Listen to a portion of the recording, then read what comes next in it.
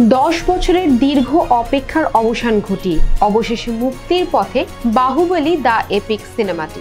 সম্প্রতি বহু প্রতীক্ষিত বাহুবলী দ্য এপিকের অফিসিয়াল এক ঝলক উন্মোচন করলেন নির্মাতারা।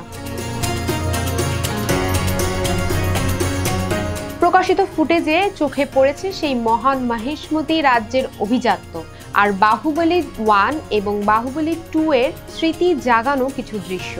ঝলক প্রকাশের পর থেকেই ভক্তদের মাঝে উন্মাদনা তুঙ্গে উঠেছে, কারণ 10 বছর পর সেই রূপে প্রভাসকে দেখার অপেক্ষায় অধীর হয়ে আছেন দর্শকেরা।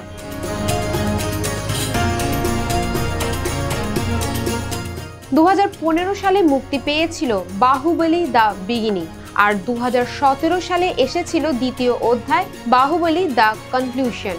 এবার এস রাজামৌলির হাত ধরে নতুনভাবে তৈরি হচ্ছে তৃতীয় অধ্যায় Baahubali the epic.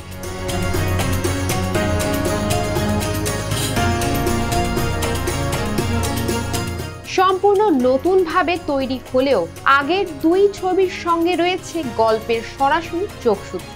Baahubali the এপিকের সবচেয়ে বড় বিশেষত্ব হলো এটি হবে 5 ঘন্টা 27 মিনিটের একটি অবিচ্ছিন্ন গল্প, যা কোনো এক্সটেন্ডেড কাট নয়, বরং একক কাহিনী বলার অনন্য প্রয়াস।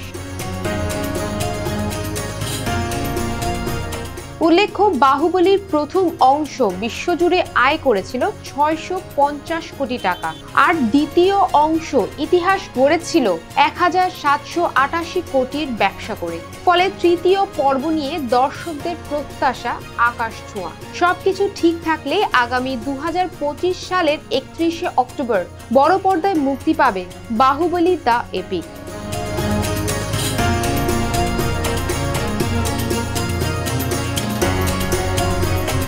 Shrabani Sarkar, global voice 24।